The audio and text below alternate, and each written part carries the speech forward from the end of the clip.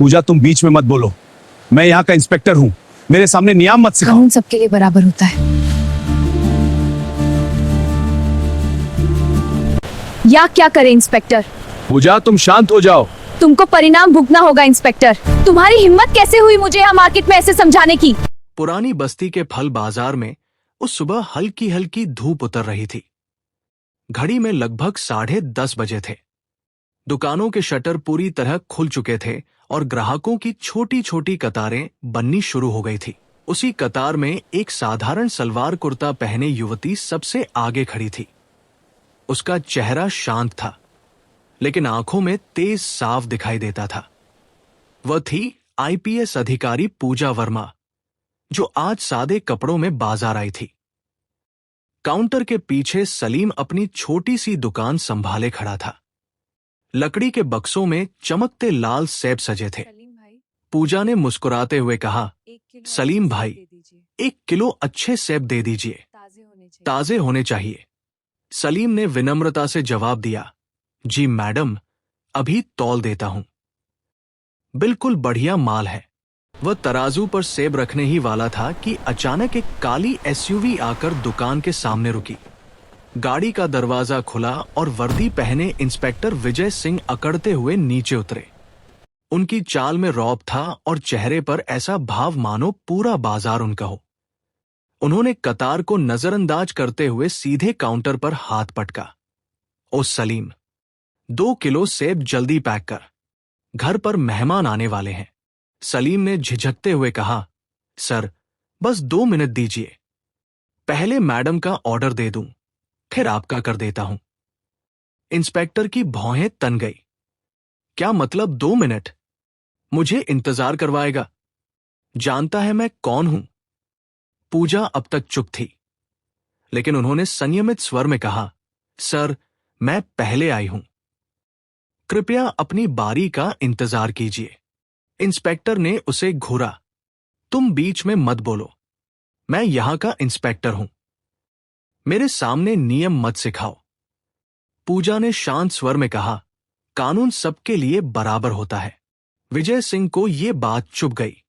उन्होंने सलीम पर दबाव डालते हुए कहा, पहले मेरा सामान पैक कर, वरना दुकान उठवा दूंगा। डरे हुए सलीम ने जल्दी जल्दी 2 किलो सेब पैक कर दिए।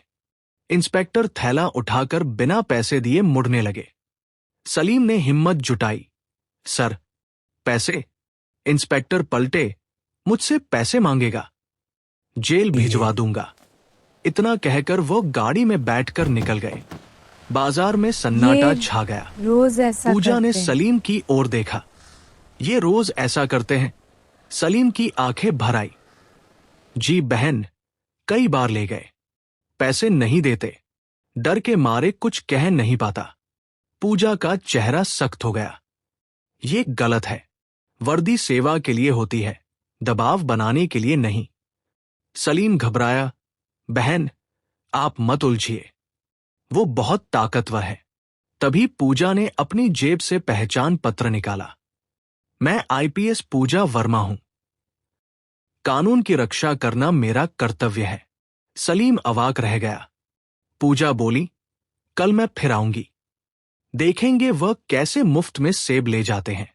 उन्होंने सेब लिए और 500 रुपए देकर कहा, आज का नुकसान मत सोचिए, बस सच बोलने की हिम्मत रखिए। सलीम की आंखों में पहली बार उम्मीद चमकी। अगले दिन वही समय था। पूजा पास की बेंच पर बैठी थी। सलीम ने 2 किलो सेब पहले से पैक कर रखे थे। कुछ देर बाद वही एसयूवी आकर रुकी। विजय सिंह उतरे और गरज कर बोले, मेरा सामान तैयार है ना? सलीम ने कांपते हुए थैला बढ़ाया। जी सर।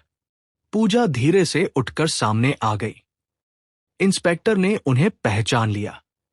तुम फिर यहां? दुकानदार से कोई खास रिश्ता है क्या? पूजा ने सख्ती से कहा, बातों की मर्यादा रखिए। सलीम ने हिम्मत कर कहा, सर, पैसे। विजय सिंह भड़क उठे, फिर पैसे? समझ नहीं आता। उन्होंने गुस्से में सलीम को थप्पड़ मार दिया। वो काउंटर से टकराकर गिर पड़ा। पूजा का संयम टूट गया। उन्होंने फोन निकाला। कंट्रोल रूम, मैं आईपीएस पूजा वर्मा बोल रही हूं। यहां एक इंस्पेक्टर सार्वजनिक रूप से मारपीट और पद का दुरुपयोग कर रहा है। तुरंत टीम भेजिए। विजय सिंह के चेहरे का रंग उड़ गया। पूजा ने कहा, अब खेल खत्म। सलीम उठ चुका था। उसकी आंखों में डर कम और साहस ज्यादा था। कुछ ही देर में पुलिस टीम पहुंची। इंस्पेक्टर विजय सिंह वहीं खड़े रह गए, पहली बार बिना रौब के। पूजा ने कहा, कानून की कुर्सी पर बैठने वाला जब कानून तोड़े तो जवाबदेही तय होती है। उस दिन बाजार ने पहली बार देखा कि सत्ता से बड़ा सच होता है। कहानी यहीं खत्म नहीं हुई थी। असली परीक्षा अब शुरू होने वाली थी। उस घटना के बाद मामला केवल बाजार तक सीमित नहीं रहा। पूजा वर्मा सीधे अपने कार्यालय पहुंची। उनके चेहरे पर गुस्सा नहीं, बल्कि ठोस निर्णय की झलक थी। उन्होंने अपनी सचिव सुनीता यादव को बुलाया। इस इंस्पेक्टर के खिलाफ तत्काल रिपोर्ट तैयार कीजिए, पूजा ने कहा। सुनीता ने पूछा, मैडम, क्या निलंबन की सिफारिश भी जोड़नी है? सिर्फ सिफारिश नहीं, स्पष्ट आधार के साथ प्रस्ताव, पूजा ने जवाब दिया। सीसीटीवी फुटेज, गवाह का बयान, सब संलग्न कीजिए। दूसरी ओर विजय सिंह बेचैन थे। उन्हें अंदाजा हो चुका था कि मामला गंभीर है। वह अपने परिचितों को फोन मिलाने लगे, लेकिन इस बार बात दबाना आसान नहीं था। उधर सलीम दुकान पर बैठा सोच रहा था, क्या सच बोलने की कीमत भारी पड़ेगी? तभी पूजा का संदेश आया, डरिए मत, कानून आपके साथ है। अगले दिन विभागीय जांच बैठी। फुटेज चलाया गया। स्क्रीन पर साफ दिख रहा था, इंस्पेक्टर का धमकाना, थप्पड़ और बिना पैसे जाना। कमरे में सन्नाटा था। जांच अधिकारी ने पूछा, क्या आप इनकार करना चाहेंगे? विजय सिंह के पास शब्द नहीं थे। उन्होंने कहा, गुस्से में गलती हो गई। पूजा ने शांत स्वर में कहा, गलती तब होती है जब इरादा साफ हो। यहां तो आदत बन चुकी थी। मामला अदालत तक पहुंचा। अदालत कक्ष भरा हुआ था। सलीम गवाही के लिए खड़ा हुआ। उसकी आवाज पहले हल्की कांपी, फिर मजबूत हो गई। माननीय अदालत, मैंने सिर्फ अपने मेहनत के पैसे मांगे थे।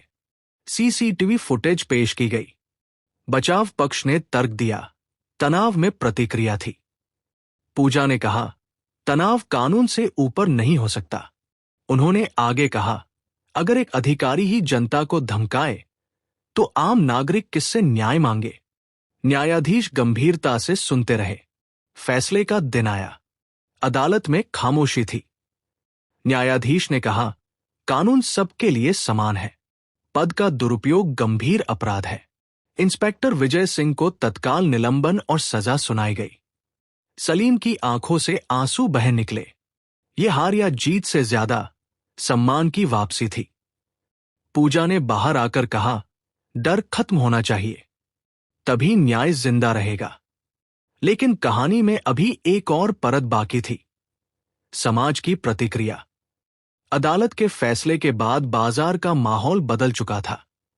लोग सलीम की दुकान पर आते तो केवल सेब नहीं खरीदते, बल्कि उस घटना की चर्चा भी करते। कोई कहता, पहली बार देखा कि वर्दी के खिलाफ भी कार्रवाई हुई। कोई कहता, अगर हर अधिकारी पूजा मैडम जैसा हो तो डर ही खत्म हो जाए। सलीम अब पहले जैसा सहमा हुआ नहीं था।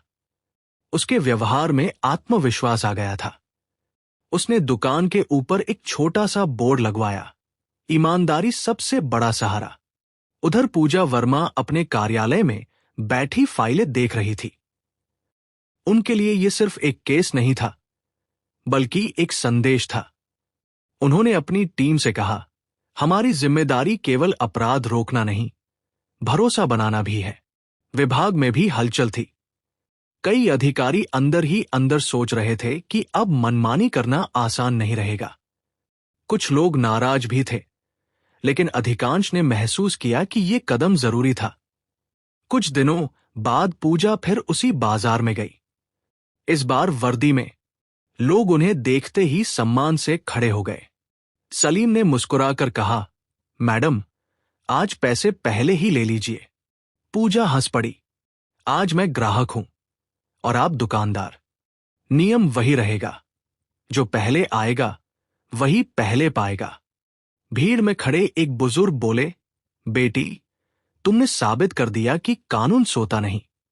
पूजा ने विनम्रता से कहा, कानून तभी जागता है जब लोग सच बोलने की हिम्मत करें।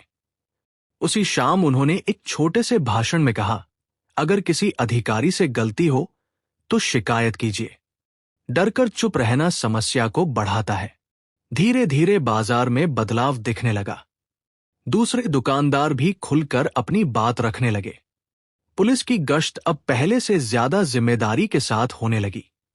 सलीम ने एक दिन कहा, मैडम, पहले लगता था गरीब की सुनवाई नहीं होती, अब लगता है कि सच में न्याय मिल सकता है।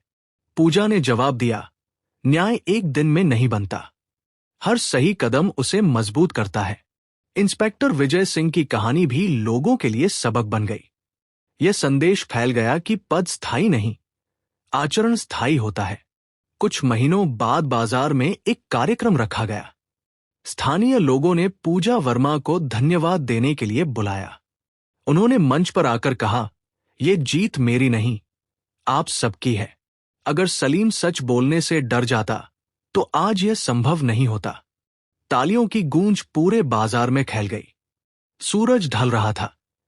उसी रोशनी में सलीम की दुकान चमक रही थी। वो केवल फल की दुकान नहीं रही थी, बल्कि एक प्रतीक बन चुकी थी। इस बात का कि अन्याय कितना भी ताकतवर क्यों न लगे, सच और साहस उससे बड़े होते हैं। पूजा जब वहां से लौट रही थी तो उनके मन में संतोष था। उन्होंने आसमान की ओर देखा और मन ही मन कहा, जब तक जिम्मेदारी है तब तक संघर्ष रहेगा। और सच यही है, कानून की असली ताकत उसकी वर्दी में नहीं, बल्कि उसके ईमान में होती है। दोस्तों, ये कहानी हमें याद दिलाती है कि न्याय केवल किताबों में नहीं, हमारे फैसलों में बसता है। अगर हम गलत के खिलाफ खड़े हों तो बदलाव संभव है। इसलिए हमेशा सच का साथ दीजिए और याद रखिए, डर से बड़ा अधिकार होता है।